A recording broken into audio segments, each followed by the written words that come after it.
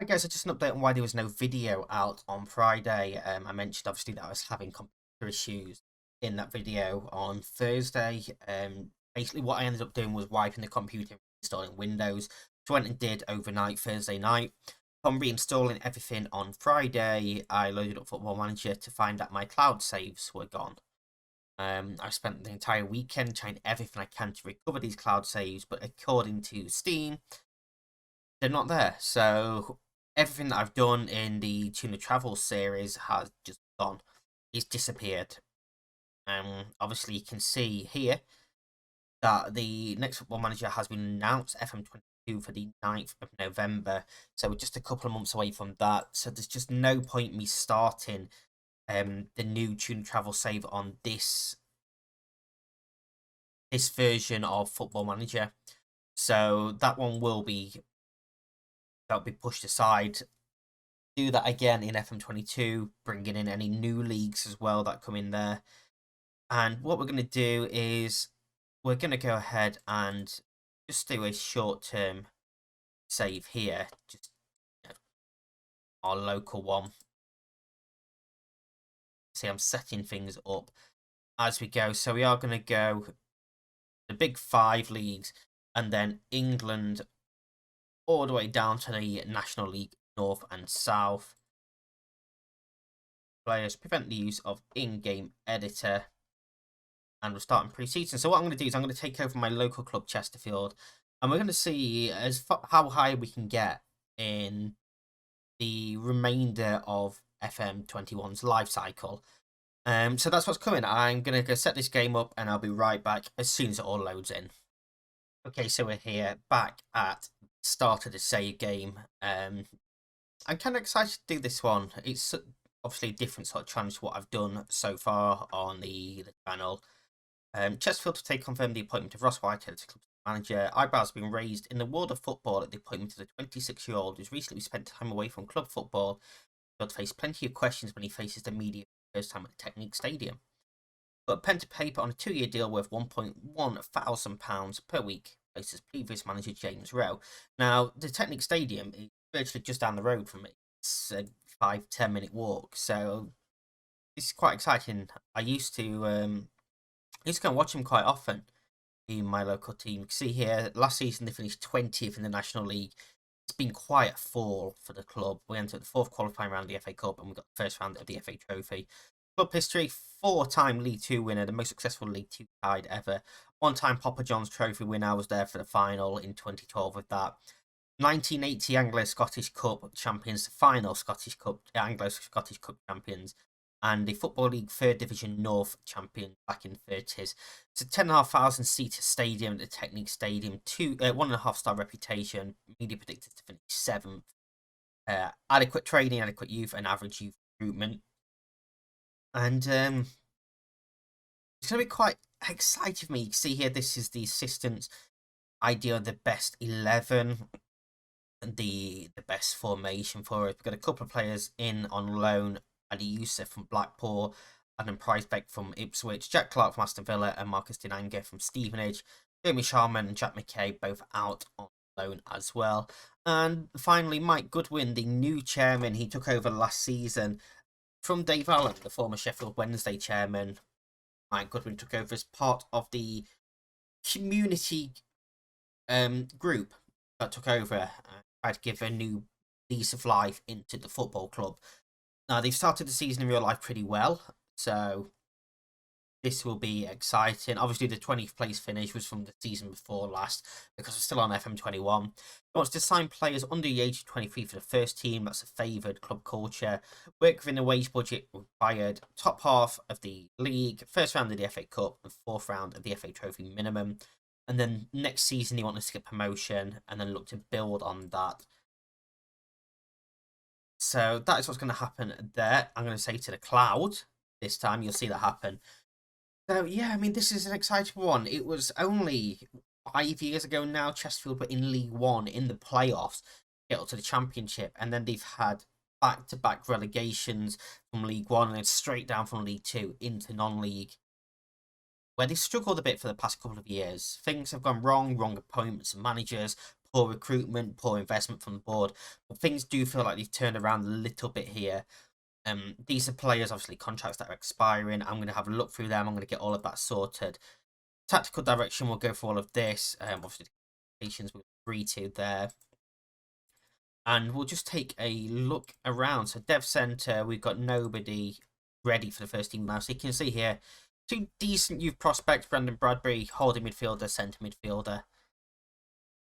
He looks like he could be a decent player for us in future if he progresses.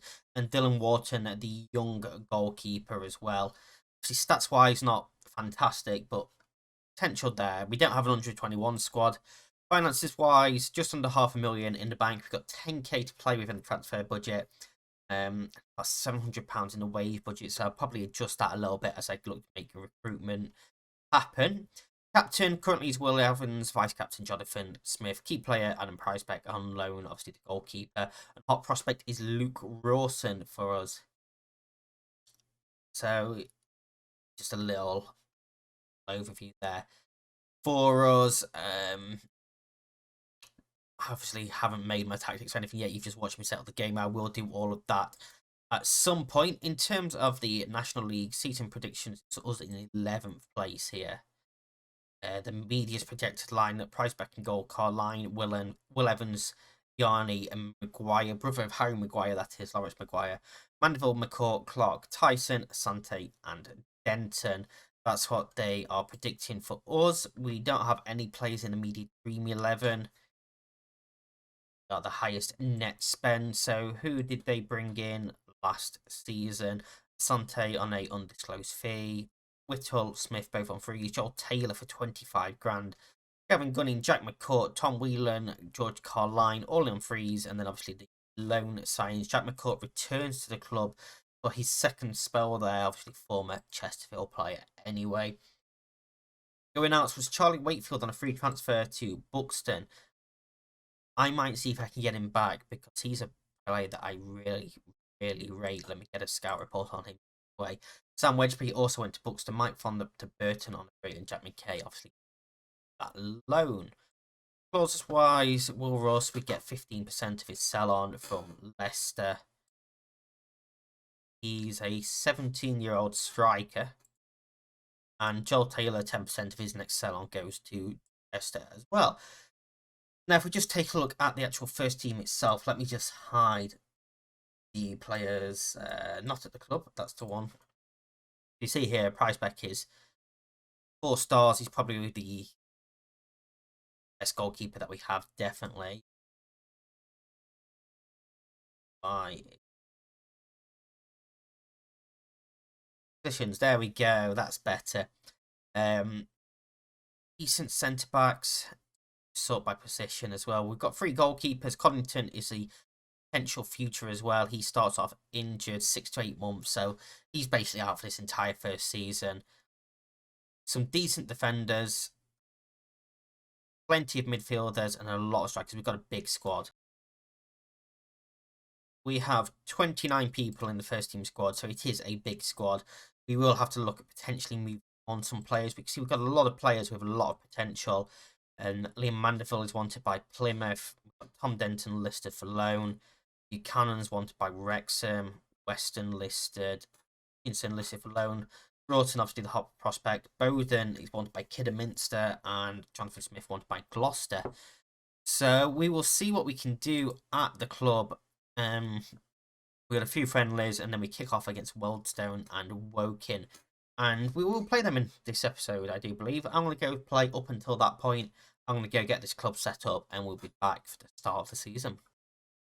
So we are finally back with the start of the season, and we're just going to look at some transfer business that we've done. Outgoing-wise, we've loaned Brandon Bradbury, Dylan Wharton, Luke Rawson, and 4 youth players, all gone to our affiliate club, Matlock, season. Incoming-wise, since Dianga was the last one, we signed Danny Preston in on loan from Nottingham Forest, a very good left back. He was on loan at local club Alfreton last season. Comes in this season as our starting left back. He's already improved across the board. I'm very excited to see what he does for us this season. Finally, Brad Watkins, not finally, next even. Brad Watkins, the goalkeeper, released from Aston Villa. He was a free transfer. We brought him in. He could be a very, very, very good player. Good potential. You can see he's a very good rounded player as well. And the signing of him meant that we terminated the contract of, already forgotten his name, the goalkeeper that we had. He's gone, and one of the strikers that we had in on loan has gone as well. I've forgotten both of their names already, but they've gone. Just to save a bit of money, really. And then finally, Brandon Kiernan comes in on loan from Harrogate. 27 years old, so, you know, he's not really going to get any better. He's decent play for this level. I didn't actually want to bring anyone else in, but Liam Mandeville, who was meant to be starting there, has broken his leg. So he's going to miss most of the season. So we've had to bring someone in to cover. So he comes in there. Otherwise, Luke Collington is the only other long-term injury. And yeah, I mean, I think we've got a decent squad now. I think we have improved. We've saved some money with the players gone out. We're still predicted to be in 11th place. Still don't have anyone on there. Finances-wise, the overall budget's gone up a bit. We've got more transfer budget, but that's because I lowered the end-of-season payment. So that's happened. We've still got £700 in the way to play with now, as well as we come into the start of the season. And today we play Wealdstone at home. You see here, just a reminder of our competition expectations. Top half finish is the minimum this season. I want us to be in the playoffs at least season. We'll go in strong on Isaiah. But this is the lineup that I'm going with today. We've got Watkins in goal, Yarney, Evans, Maguire, and Preston Deloney at back. Kiernan comes in at that right attacking midfielder role. Clark and McCourt in midfield with Tyson on the left, Yanga and Asante up top. We're going to get 5 substitutes, of course, at this level. So Smith on the bench, Gunning, Hollis, Rowley, and Denton are on the bench as well. I've basically created this tactic myself. The preseason games that we've had, I've been slowly adding little bits and bobs to it. If I just take a quick look backwards to the schedule, see here we've played a lot of friendly games, 5-1 defeat against Everton in the first one, 3-2 against Birmingham, 2-1 against Ekidons, and 2-1 against Sheffield United. Well, they were mainly for the money, them ones. Sheffield Wednesday is a affiliate club, so we played them. We got plenty of money from them, and we beat them as well with Will Evans. Then Alfreton, Cirencester, Belper, Matlock, Didcot, Bath, all away from home, all decent wins for us. For a final big money game against Derby, and then one that was already pre-set up against Dunfermline, just for that bit of match fitness on Denton, scoring the winner late on there. We do have to give Kiernan a squad number. He can have number 5 there, as theme things pop in the background.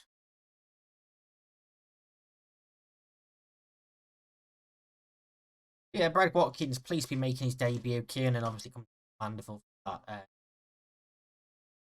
against Dunfermline, but we are about to kick off the start of our season here at home at the Technique Stadium. I'm going to tell them we should be winning this one fairly comfortably. Wealdstone are not a great team, and we should have more than enough to beat the Sutton won the opening game 2-0 against Yeovil early on.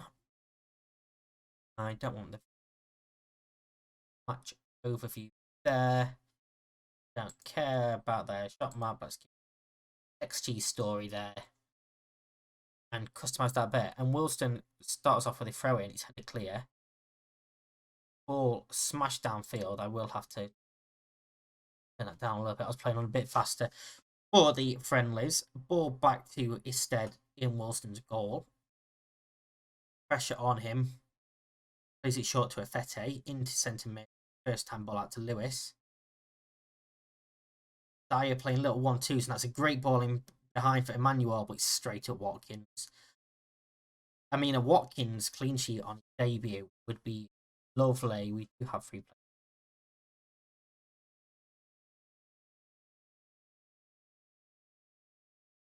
players. And, I mean, we haven't really created anything. Let's go a bit more positive here. Only had 2 shots with 1 on target. That spectacle. We're going to half-time 0-0. We've only seen 1 highlight. I'm not happy with it. Or we are going to demand more. And yeah, see if we can actually create anything. They are dominating the ball as well. I think we're going to have to make some changes. Nothing is happening here. The court is going to come off for Rowley. I don't have anyone to replace Kieran, that's the problem, especially with only 5 subs on the bench. Gunning can come on for Evan. Booking. Maybe I move Tyson up top.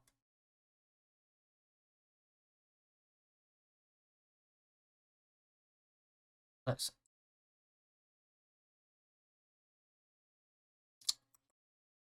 We'll just make the 2 subs for now. We'll just make the 2 for now. We are going to man more once again. We're going to go more attacking, even though they are dominating. But we are having more chances now, but nothing of note.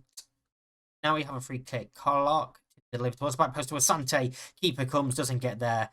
And Asante kicks off our season with the first goal. A goal on his debut for the club as well. And we do finally get the breakthrough with our first highlight of the season as well. Clark's delivery was lovely. Keeper comes, gets nowhere near it, doesn't even jump for it. It's basically a tapping for Asante. Wasn't a great finish, to be fair. He does hit the post from there. You expect him to finishing that relatively comfortably. But do have the lead at the end of the day with the final 10 minutes of the game. Fitness wise, Asante is going to come off for Denton, who will move him to a target man. He is a big lump of a person. Yarni's throw in, header clear, bench to bring it forward, and there is a man through here. Parrish goes out wide to Green. He did have space to run, but it wasn't a great ball into Parrish. Green pulls it back for Lynch, though, who hits the post, and Gunning just about clears out. Chances still here with Lewis, who whips it in. Maguire heads clear. This time we have gone to a more cautious approach to try and see this one out. Let's tell them to focus here. It's a throw-in now for Wealdstone. Pressure coming. Lewis, slew, scores the goal. Focusing did not help. It had a negative effect on every player. There's 1 minute left, and Wealdstone have equalised. Lewis fired a crossing. Slew. Watkins should not be beaten. And I mean, shots wise, we've been a better team. It's been level on points. I'm going to tell them it's not good enough. There's no excuse for that. We should have won that game comfortably. We should have. We are a much better team. But we kick off the season with a point. It keeps us obviously undefeated after 1 game. And we're playing Woking in this episode on Tuesday. So I'll be right back for that game. Okay, we're here for the game against Woking, our first away game of the season. We're going with an unchanged 11, even though I wasn't fully impressed last time. Smith does drop off the bench. We're not having a goalkeeper on the bench. I've decided at this level with just 5 subs, I can't get away with having a goalkeeper on the bench. I don't think it's needed. So yeah, Q Watkins being sent off this time. They've changed their formation from their last game. It was interesting. I'm going to point some fingers and tell them I expect them to win. Kiernan is placing, so I'm going to put some pressure on him. Hasn't particularly worked. I'm going to tell them want solid defensive effort, control of midfield, goal scoring from the strikers. I'm going to put pressure on the players here. And we've got a highlight straight from kickoff. Gehring into Cooper. To Towler, out to Casey. Over the top, but it's straight into Watkins' hands. Rolls it out to Maguire. He brings it forward. He looks forward. Asante knocks it down for Clark. Out for Tyson. He has got an overlap coming here if he wants to use it. Goes to Kiernan on the far side instead. Into the box. Bit of space and he hits one just wide. And that would have been a fantastic start to the game. With 40 seconds on the board. Let me move my camera up a bit so you can see everything on the bench behind me as well. Clark now with a free kick, of course. Assisted in the first game. He finds Asante again this time. It's the same combination that opened the scoring in that first game. This time we're 9.5 minutes in. Clark fires the free kick towards the back post, and Asante heads home yet again. Peels off the back of his man, and again it's a tap in. A much better header this time as well. And crucial, really.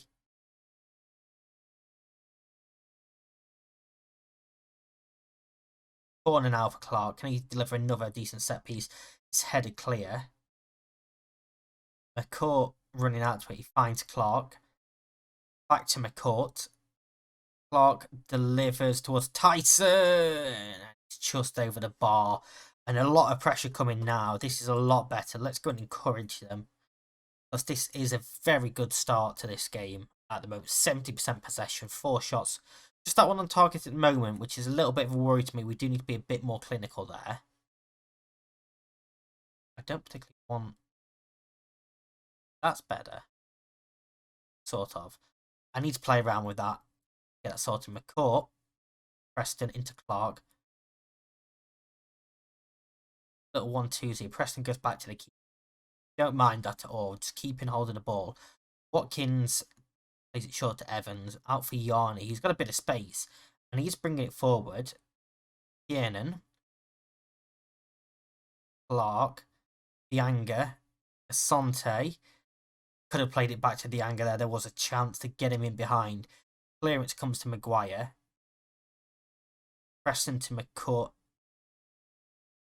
And this is good possession football from us. Asante takes a touch. Gives it back to Clark. Finds Dianga. Back to Clark, who hits one. And it's just wide as well. That was a decent effort there. We are going to go into half-time just 1-0. I will tell them there's room for improvement, because there is, definitely. Can I hide certain fouls on it? I don't know if I can. Yarni's throw-in, he's headed clear, but it's going to be Yarni again. Players, it took them a while to get back on side, so he couldn't quite get the ball straight back in. Evans knocks one forward. Tower heads clear to Jarvis now, and could be a counter-attack on here from Woking. Cooper, Casey, looks forward in behind, but Watkins is going to get there. Takes a couple of touches and plays it downfield himself. Dianga flicks it on for Asante. The court over for Tyson, who is in behind. If he can pull across, back to Dianga, it's blocked. Kiernan can't quite get to the second ball. Matt Jarvis clears out. Is that former Wolves? Is the former Wolves player Matt Jarvis?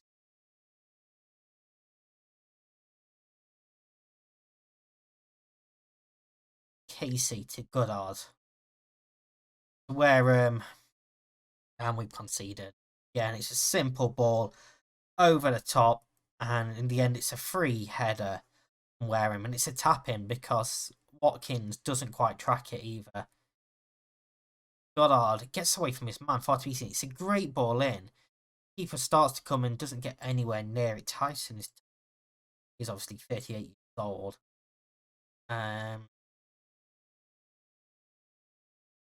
Whittle, I'll have to call that left hand side.